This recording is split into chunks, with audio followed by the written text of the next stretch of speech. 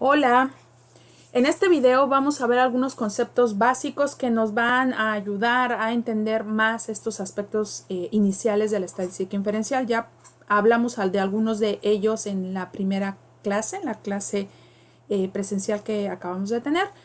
Y ahora vamos a revisar algunos otros conceptos que son necesarios y que son muy importantes tener en cuenta para empezar a entender más esto que vamos a revisar en este curso. ¿Ok?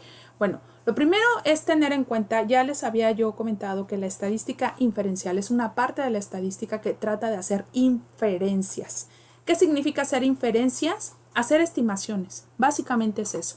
¿Qué es lo que estimamos en la estadística inferencial? A partir de datos muestrales, hacemos inferencias sobre lo que sucede en una población. ¿Ok? Entonces, estas inferencias que hablamos de estimaciones. ¿Qué significa hacer una estimación? Es hacer un cálculo aproximado. Es calcular aproximadamente lo que sucede en una población a partir del dato de una muestra.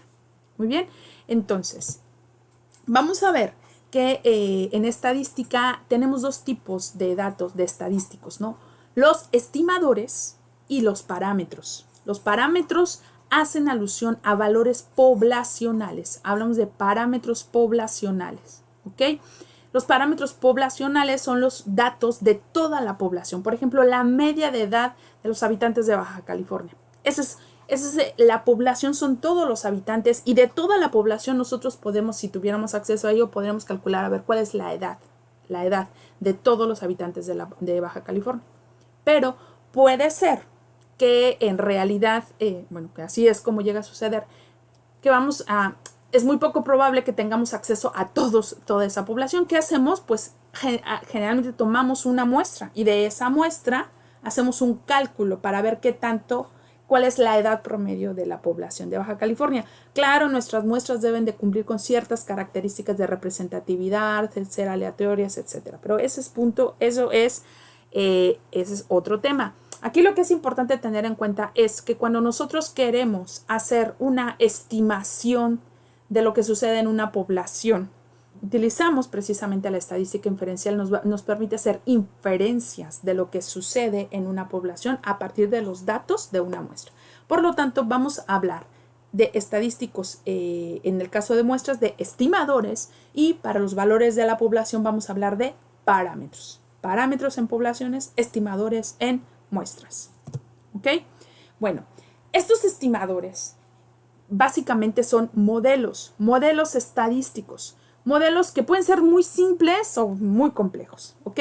¿Qué es un modelo? Un modelo, pues es una aproximación de la realidad entendiéndola como la población. Imagínense que el puente que está aquí arribita con estos dos colgantes, esa es la población real. Ese es el modelo de la población real. Eso es lo que ocurre en la realidad. Es el parámetro, ¿ok? Entonces nosotros podemos tener diferentes estimadores o diferentes modelos.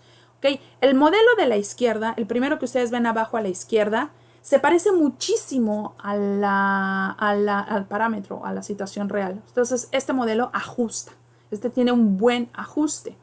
El modelo de en medio, pues más o menos se parece, pero no todo. Entonces tiene un ajuste moderado.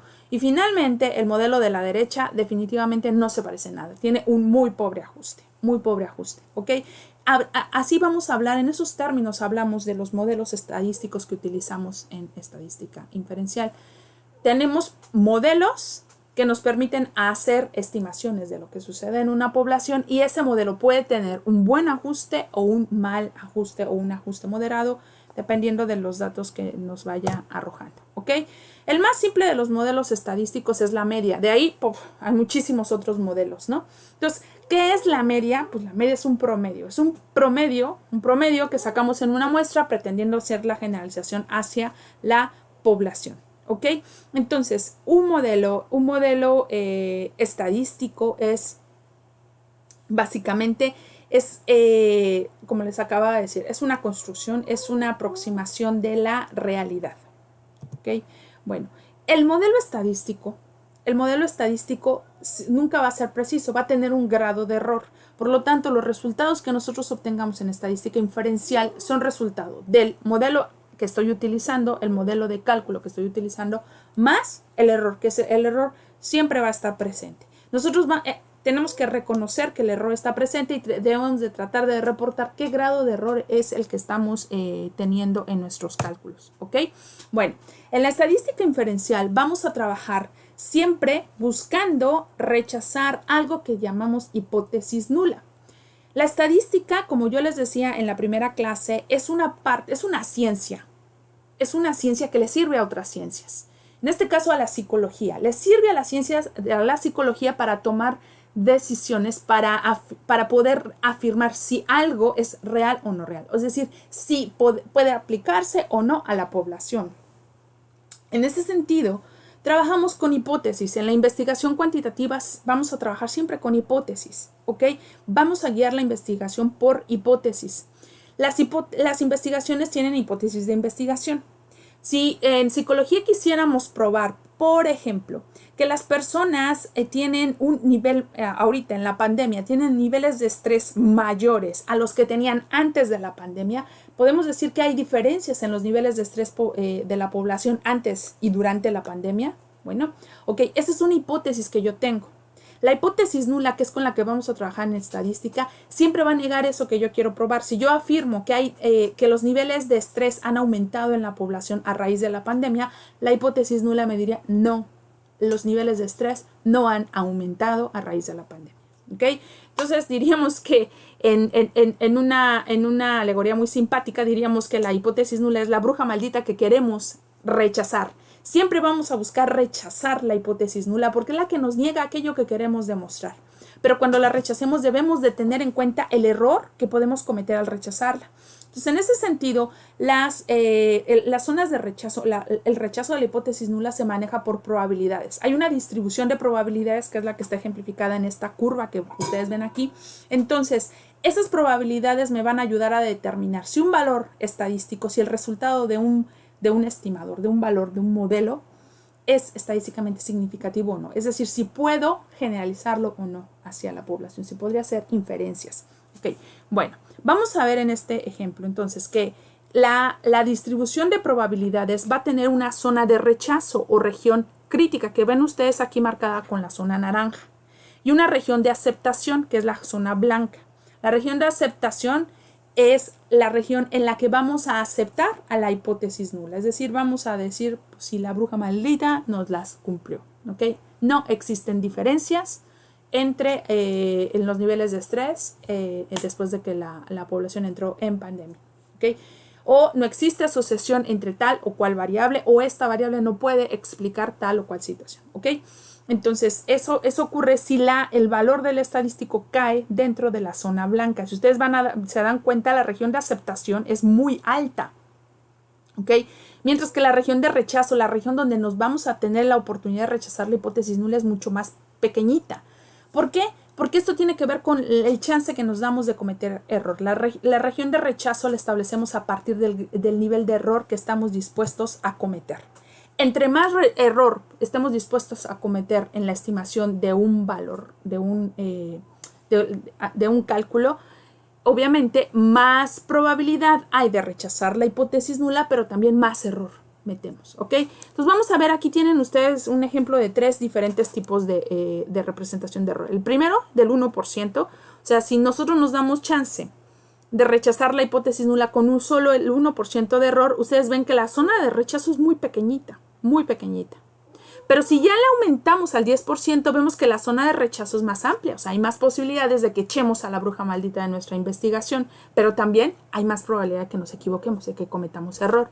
Y si aumentamos todavía más la probabilidad, por ejemplo, al 50% de error, vemos que todavía la posibilidad de poder echar a la bruja maldita de la hipótesis nula de nuestra investigación es amplia, es mucho mayor, pero también aumentamos el error.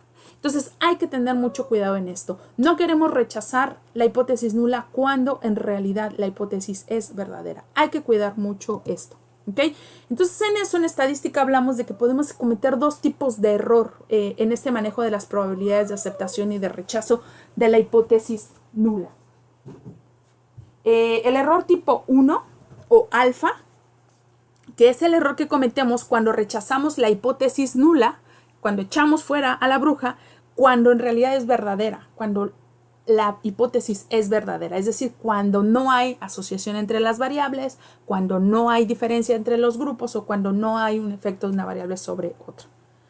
Y por el otro lado tenemos el error tipo 2, que es el contrario. Este es aceptar la hipótesis nula, aceptar a la bruja, cuando en realidad no es cierto. O sea, cuando en realidad deberíamos de rechazarla. Estos dos tipos de error hay que tener mucho cuidado de no cometerlos. ¿Cómo lo vamos a cuidar? Teniendo una estimación más certera de las probabilidades de error. En psicología nosotros utilizamos el 5% de error en la distribución de probabilidades. Es muy importante que tengamos en cuenta esto. ¿Ok? Bueno, dicho lo anterior, vamos a seguir con los conceptos básicos y ahora vamos a hablar de que en la estadística inferencial vamos a ver que tenemos dos tipos de pruebas estadísticas que podemos utilizar. Para probar esto que les venía hablando, para probar si hay diferencias entre grupos, para ver si hay diferencias entre una condición y otra, para ver si hay asociación entre variables o para ver si una variable predice o afecta a otra variable. Vamos a ver que hay dos tipos de pruebas estadísticas, las pruebas que se conocen como paramétricas y las pruebas no paramétricas. ¿A qué les suena? Ya les acababa de hablar aquí al inicio del video de los parámetros. Parámetros poblacionales. Efectivamente tienen que ver con aspectos de los parámetros de la población. Las pruebas paramétricas se refieren a aspectos de los parámetros poblacionales. ¿Ok? Y entonces se guían por la normalidad de los datos. ¿Ok? En ese sentido necesitamos que los datos sean normales. ¿Ok? A ver, permítanme un minuto, porque no quiero parar el video.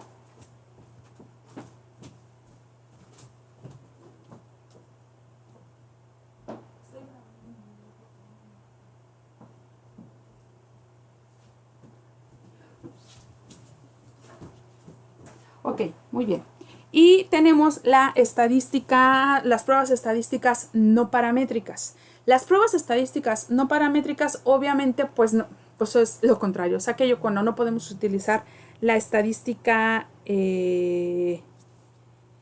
paramétrica, ¿ok? Cuando no se cumplen los aspectos de los parámetros poblacionales, ¿de acuerdo?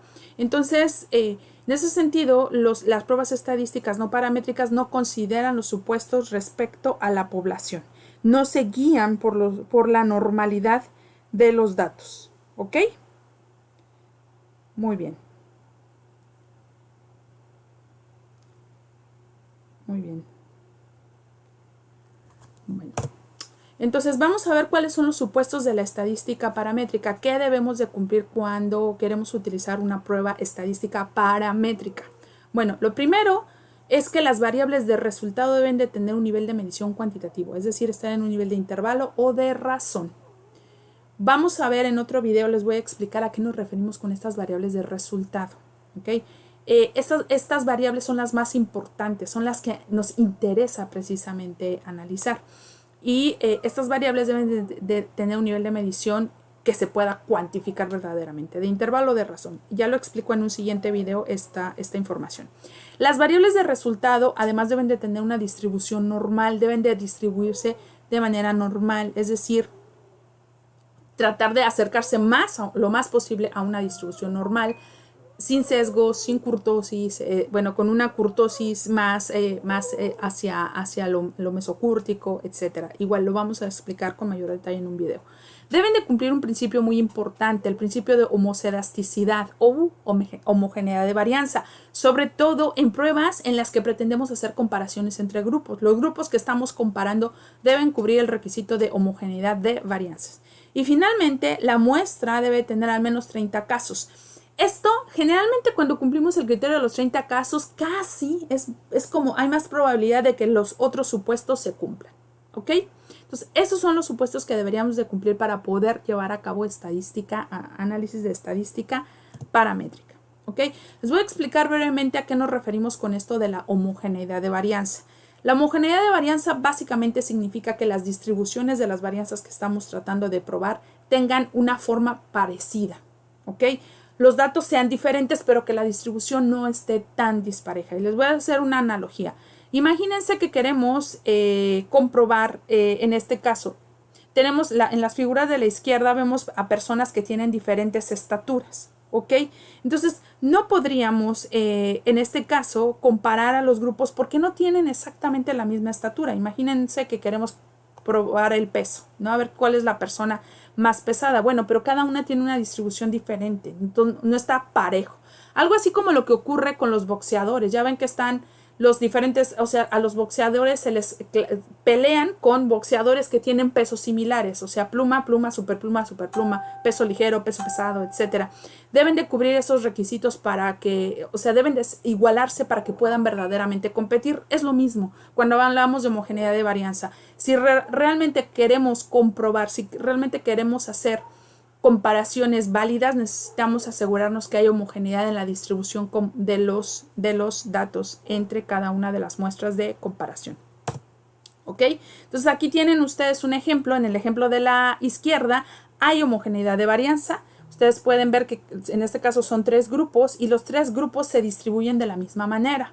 Mientras que en el de la derecha no hay homogeneidad de varianza. Ustedes pueden ver que el primer grupo tiene una distribución con mucha más dispersión y el primero y segundo grupo tienen una menor dispersión. Entonces no se distribuyen igual las varianzas en cada uno de los grupos, por lo tanto no se puede probar esto.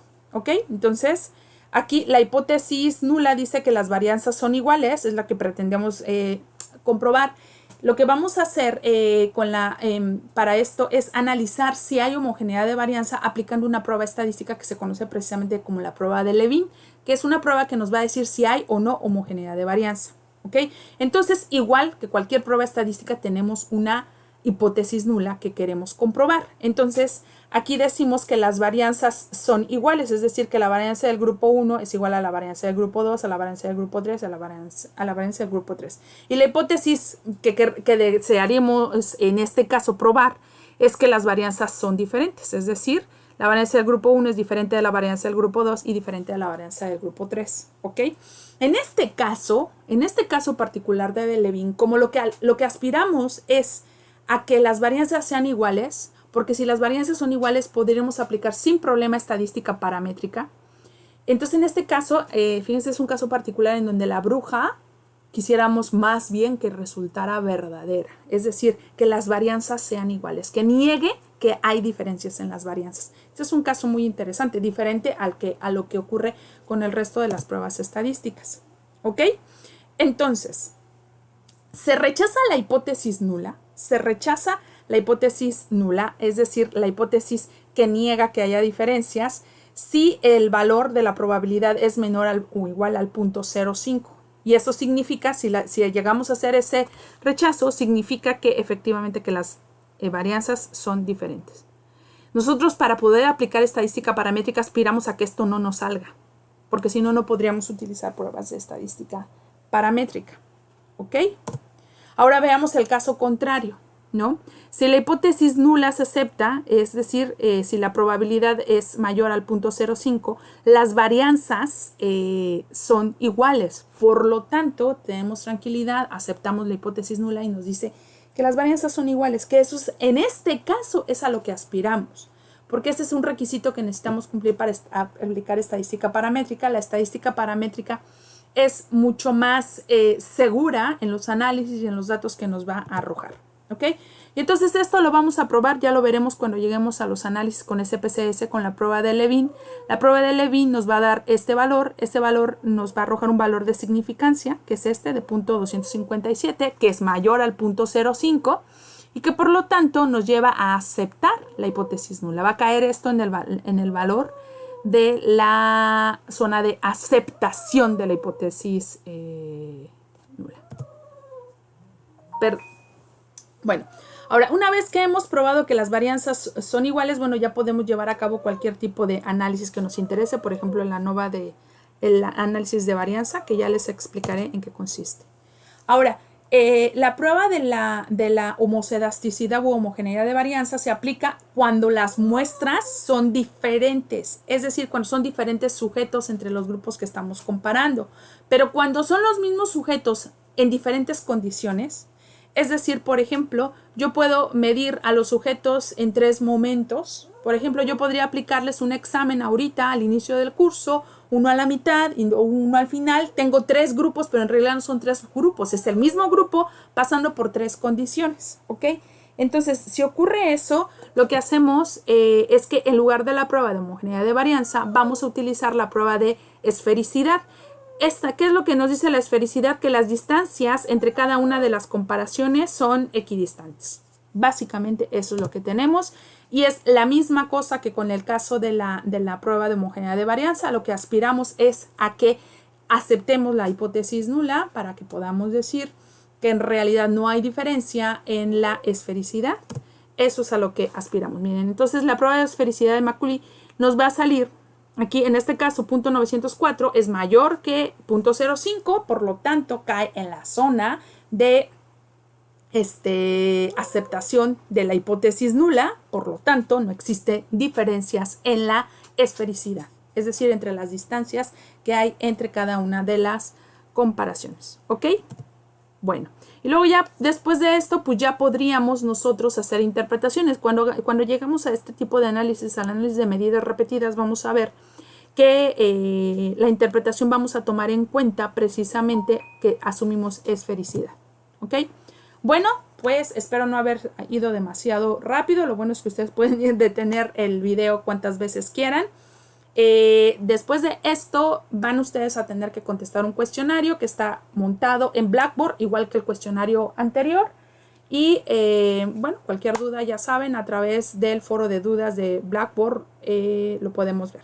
¿Okay? Muchísimas gracias, que tengan un buen día.